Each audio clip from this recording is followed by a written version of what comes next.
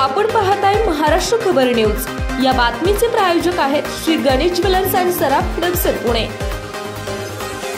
कल्याणमध्ये भटका कुत्रा आणि मांजर चावल्यानं तरुणाचा मृत्यू झाला आहे। शुभम मनोज चौधरी असे या तरुणाचं नाव आहे।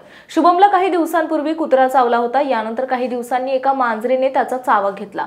मात्र शुभमने किरकोळ समजत या दोन्ही घटनांकडे दुर्लक्ष केलं। मात्र अखेर त्रास जाणवू लागल्यानंतर त्याला रुग्णालयामध्ये दाखल करण्यात आलं। तिथे उपचार घेताना त्याचा मृत्यू झालाय।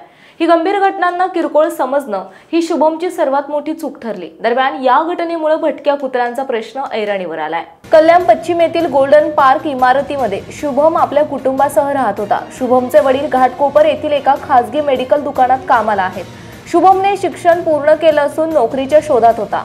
2 महिन्यांपूर्वी शुभम रात्री खाली फेरफटका मारण्यासाठी गेला होता। त्या ठिकाणी एका भटक्या कुत्र्याने शुभमचा चावा घेतला। हा चावा किरकोळ असल्याचे समजून शुभमने उपचार केले नाही। त्यानंतर मागच्या आठवड्यात त्याचा एका मांजरीने चावा घेतला। तो चावाही किरकोळ असल्याचे समजून त्याने उपचार केले नाहीत।